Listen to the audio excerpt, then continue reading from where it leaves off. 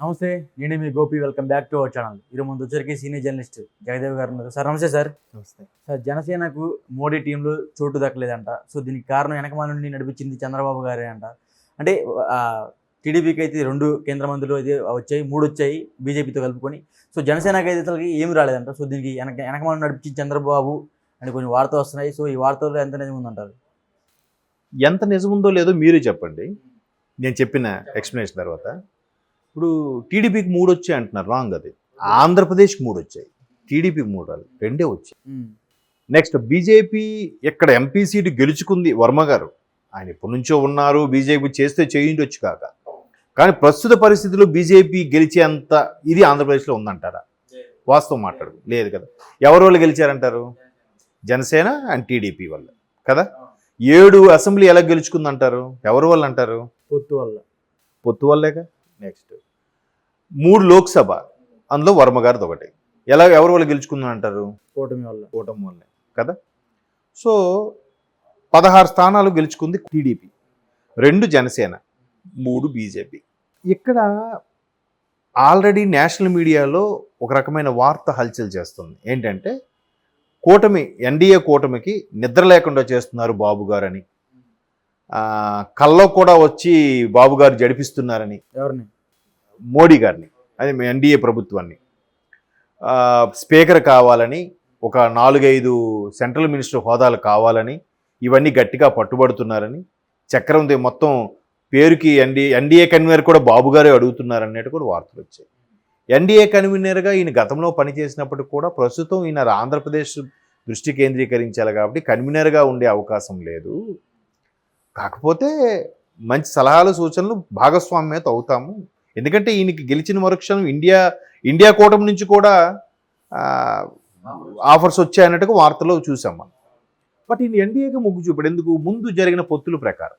ముందు జరిగిన పొత్తులు కూడా ఎలాగ, ఈయన బీజేపీతో కలిస్తే రాష్ట్రంలో షేర్ తగ్గిపోతుందేమో, వాటా తగ్గిపోతుందేమో, ఓటర్ పర్సంటేజ్ వాటా తగ్గిపోతున్న వల్ల ఎందుకంటే బీజేపీ 2014 నుంచి మొన్నటి వరకు చేసింది ఏం లేదు కదా.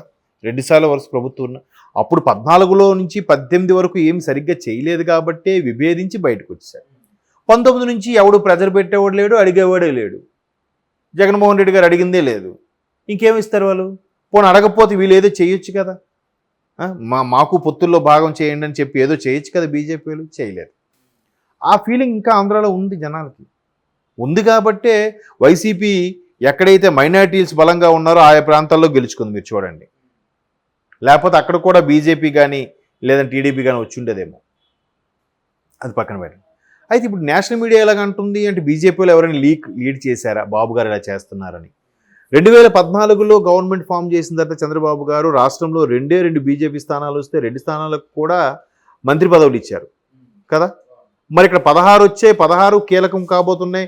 ఎన్డీఏలో భాగస్వామ్యం కీలకం 16. అంటే నెక్స్ట్ ఎన్డీఏ భాగస్వామ్యంలో బీజేపీ తర్వాత హైయెస్ట్ ఎంపీ స్థానాలు ఉండేది టీడీపీకే. తర్వాత జేడీయూ ఉంది, ఆర్జేడీయూ అనుకుంటా, మన నితీష్ కుమార్ గారిది. మరి తర్వాత జనసేనకి 2 వచ్చాయి. మరి జనసేనకి 2, ఇప్పుడు వీళ్ళకే 16 వచ్చినప్పుడు 2 లోక్సభ 2 సెంట్రల్ మినిస్టర్ ఇచ్చి ఇంకా స్పీకర్ ఇవ్వకుండా ఇంకా ఏమి ఇవ్వకుండా చేస్తే ఇప్పుడు జనసేనకి ఇవ్వద్దని బాబు గారు ఎందుకు అడ్డు పెట్టరుగా? ఖచ్చితంగా పవన్ కళ్యాణ్ గారికి ఇవ్వాల్సిందే. పవన్ కళ్యాణ్ గారి బ్యాచ్కి ఆయన టీంలో ఒకరికైనా ఇవ్వాల్సిందే. ఇప్పుడు వర్మ గారికి ఇచ్చారు అంటే వాళ్ళు బీజేపీకి ఇచ్చుకున్నారు తప్ప ఇక్కడ వాళ్ళకి ఇవ్వకపోయినా పర్వాలేదు. ఎందుకు? వాళ్ళ వల్ల గెలిచారు కాబట్టి, ఆ కూటమి వల్ల గెలిచారు కాబట్టి. బీజేపీ మాన్యా ఉంది సెంట్రల్లో, కాదనట్లేదు. ఆంధ్రప్రదేశ్ పరిస్థితి బట్టి చెప్తున్నాను. యాక్చువల్గా అయితే నరసాపురం టికెట్ ముందు రాజుగారికి అనుకున్నారుగా, RRR గారికి. సోమవీర్రాజు గారు కొంచెం ఇన్ఫ్లుయెన్స్ వాడి ఆయనకి వర్మ గారికి టికెట్ ఇప్పించారు. కొన్ని వార్తలు కూడా వచ్చాయి. మరి ఇప్పుడు ఆయనకి ఎలా వచ్చేది సెంట్రల్ మినిస్టర్? బీజేపీకి ఇవ్వకపోయినా ఎవడేం అనుకోడు, ఎందుకంటే అక్కడ 240 సీట్లు వాళ్ళు గవర్నమెంట్ ఫామ్ చేయడం కోసం వీళ్ళందరికీ చల్లార్చాలి. వీళ్ళందరితో చల్లారబెట్టాలంటే వీళ్ళకి కొంత క్యాబినెట్ హోదాలు ఇవ్వాలి కాబట్టి ఓకే. అదేదో జనసేనకి ఇవ్వచ్చుగా, బీజేపీకి ఎందుకు ఇచ్చారు? చంద్రబాబు గారు ఎందుకు వద్దంటారు? అసలు చంద్రబాబు గారు బీజేపీ కలవడానికి ప్రధాన కారణమే పవన్ కళ్యాణ్ గారు, అవునా? పవన్ కళ్యాణ్ గారు స్వయంగా చెప్పారు, చాలాసార్లు నేను తిట్లు తిన్నాను, ఇబ్బందులు పడ్డాను. ఈవెన్ బీజేపీ కూడా కూటమిలో కలవాలా వద్దా ఆ 2-3 ఇంటెలిజెన్స్ సర్వే రిపోర్ట్లు చేసుకుని కదా జనవరి ఎండింగ్కో ఫిబ్రవరి స్టార్టింగ్కో కదా కలిసింది. ముందంతా ఎందుకు చెప్పలేదు, అనౌన్స్మెంట్ చేయలేదు? అప్పుడు కూడా బాబు గారికి ఇష్టం లేదు అన్నట్టు కూడా వార్తలు వచ్చాయి. అవునా? బీజేపీకి అంత ఓటింగ్ పర్సంటేజ్ లేదు కానీ మరి ఈరోజు బీజేపీకి అంత ఓటింగ్ పర్సెంటేజ్ పెరగడానికి కారణం ఎవరు? మళ్ళటప్పుడు అదే రాష్ట్రంలో బీజేపీ పెద్దల వల్ల పెరిగిందా ఓటింగ్ పర్సంటేజ్? కాదు కదా. ఇప్పుడు పోనీ వర్మ గారు టాలెంట్ అని అనుకుంది, పక్కన పెట్టండి ఆయనకి. మరి మిగతా 2 లోక్సభ స్థానాలు కూడా వర్మ గారి టాలెంట్ వల్లే గెలిచేదా? వర్మ గారి టాలెంట్ వల్లే వర్మ గారికి సెంట్రల్ మినిస్టర్ ఇచ్చారా? చెప్పండి. కాబట్టి బాబు గారు చేయకుండా చేశారనేది మాత్రం ఓ పుకారు, అపోహ అని నాకు అనిపిస్తుంది. ఎందుకంటే అదేదో ఉంటే ఆ వర్మ గారికి ఇవ్వకుండా టీడీపీలకు ఇప్పించుకుంటాడు కదా ఆయన, జనసేనకి ఇవ్వకుండా. ఎందుకంటే మీరు ఇచ్చింది ఆంధ్ర రాష్ట్రానికి 3 ఇచ్చారు కానీ టీడీపీకి 2 ఇచ్చారనే చెప్తారు. మరి 3 గెలుచుకున్నాడు ఒకటికి సెంట్రల్ మినిస్టర్ ఇస్తే 16 గెలుచుకున్నాడికి ఎన్ని ఇవ్వాలండి? చెప్పండి క్యాలిక్యులేషన్ మీరే. పైగా నరేంద్ర మోదీ గారు ఏం చెప్పారు? పవన్ నయ్యే ఆందే అని అన్నాడు ఆయన. అంటే గాలి కాదు తుఫాన్ అదని. మరి తుఫాన్కి మీరు ఇచ్చే ప్రాధాన్యత ఏది? చంద్రబాబు గారు చెప్పేస్తే మోదీ గారు వినేస్తారా? చెప్పండి. అలా అయితే అప్పుడే స్టేటస్ అవి ఇచ్చేవారు కదా. 18లో గొడవపడి విభేదాలు వచ్చి బయటికి రారు కదా. బాబు గారు ఏది చెప్తే మోదీ గారు అదే వినే పరిస్థితిలో ఉంటే, మోదీ గారు కాకపోతే బీజేపీ ఎవరైనా సరే. కాబట్టి బాబు గారు అంత చేసి ఉంటారని నా అభిప్రాయం. బట్ రాజకీయాల్లో ఏదైనా సాధ్యమే. అలా అంటే మరి ఇంత బలంగా కష్టపడి ఇతను త్యాగం చేసి, ఈవెన్ టీడీపీ వాళ్ళు కూడా త్యాగం చేసి ఇవ్వబట్టే కదా వాళ్ళకి అన్ని సీట్లు వచ్చాయి. మీరు ఇప్పుడైతే పవన్ కళ్యాణ్ మీరు తగ్గారని అనుకున్నాడు ఆయన 21 స్థానాలకి, అప్పుడు ఏం చెప్పాలి? ఈయన 21 స్థానాలు మీరు తగ్గితే మేము పోటీ చేస్తాం, రెడీగా ఉండాలి. లేదు సార్, మీకు అంత పర్సంటేజ్ లేదు, మీకు కావాలంటే లోక్సభ ఒకటి తీసుకోండి, లోక్సభ ఎలాగో అంటున్నారు కాబట్టి ఒక 3-4 వరకు ఇస్తాము, బట్ అసెంబ్లీ మాత్రం ఇవ్వలేమండి అన్నట్టుగా ఏదో చెప్పచ్చు. బట్ అసెంబ్లీ ఒక 9 ఇచ్చి లోక్సభ ఒక 6 ఇచ్చి ఎలా సాధ్యం చెప్పండి? ఇచ్చారు కాబట్టి బీజేపీ కూడా ఇప్పుడు ఏదైతే ఇచ్చారో, ఏదైతే త్యాగం చేసేయారో అలాగే అక్కడ టైట్ మీద గవర్నమెంట్ ఫామ్ అయింది కాబట్టి ఇప్పుడు బాబు గారు చక్రం తిప్పుతున్నారని అనొచ్చు. దేనికోసం? రాష్ట్ర ప్రయోజనాల కోసం.